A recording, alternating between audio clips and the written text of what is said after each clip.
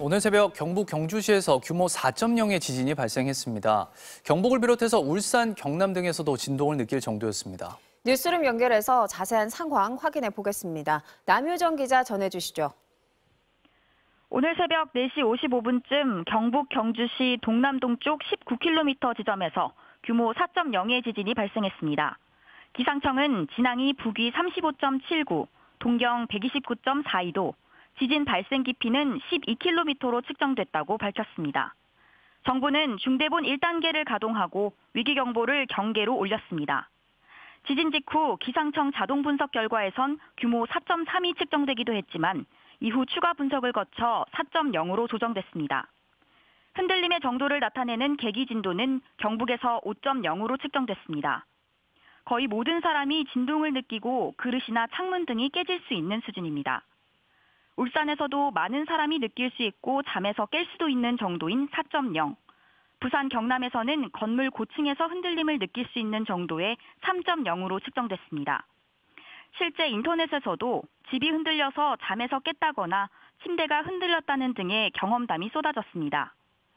지금까지 전국에 지진을 감지했다는 신고가 107건 접수됐지만 피해 신고는 없었습니다. 이번 지진의 진앙지는 월성원자력본부와 약 10.1km 떨어져 있는데 한국수력원자력은 전국의 모든 가동원전에 지진의 영향이 없었다고 밝혔습니다. 지금까지 뉴스룸에서 전해드렸습니다.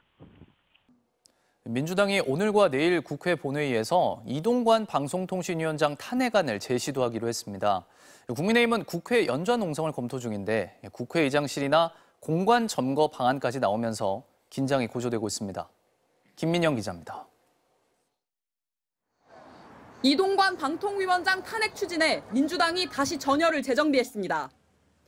의원들 개인이 손에 피켓을 들고 대통령실부터 방송사, 광화문 광장 앞까지 시위에 나섰습니다. 방송장악 기술자 이동관 방송통신위원장은 탄핵돼야 합니다. 민주당은 오늘 본회의에 반드시 탄핵안을 보고하겠다고 못 박았습니다. 윤 정권이 지금 국민 대신에 이동관을 선택하는 모습이고 민생 대신에 방송 장악을 하는 모습이고 정의 대신에 오히려 비위를 선택하는 그런 모습인 거죠. 고발 사주 의혹으로 징역 5년이 구형된 손준성 검사 등에 대한 탄핵안도 오늘 같이 보고할 예정입니다. 탄핵안은 보고 후 24시간이 지나는 본회의 이틀째인 금요일에 표결 처리할 수 있습니다. 국민의힘은 이번 달 초 필리버스터를 철회하면서 본회의를 하루 만에 끝내버려 탄핵안 표결을 무산시켰습니다. 오늘 내일 이틀간 본회의 일정은 당초 예산안 처리를 위한 것이었다고 주장하고 있습니다. 탄핵을 추진하겠다는 것은 총선을 겨냥한 정쟁의 유발이자 전대미문의 의회 폭거입니다.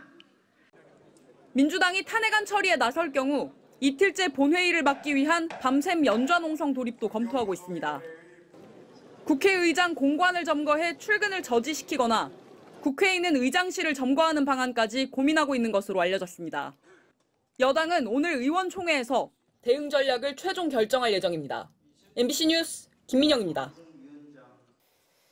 지난 2018년 문재인 전 대통령의 친구인 송철호 울산시장의 당선을 위해서 청와대가 당시 김기현 후보 측 비리 수사를 시켰다는 이른바 하명 수사 의혹에 대해 법원이 5년여 만에 유죄 판단을 내렸습니다.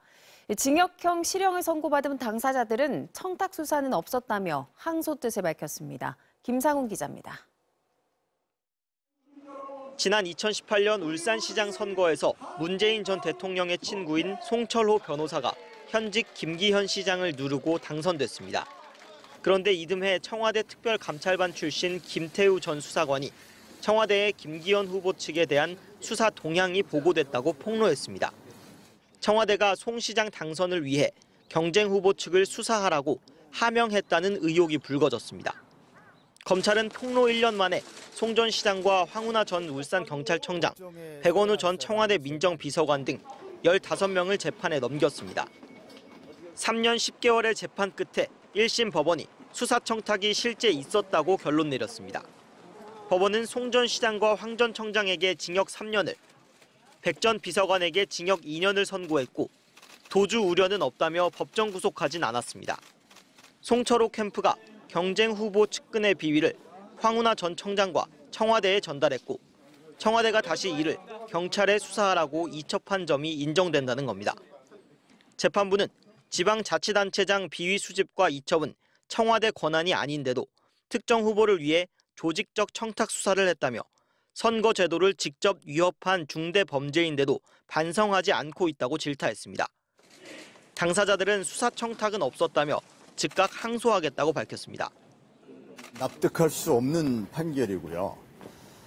법원이 검찰의 일방적인 주장만을 수용하고 송 전 시장의 민주당 경선 경쟁자에게 포기를 권유한 혐의로 기소된 한병도 의원에겐 증거가 없다며 무죄를 선고했습니다.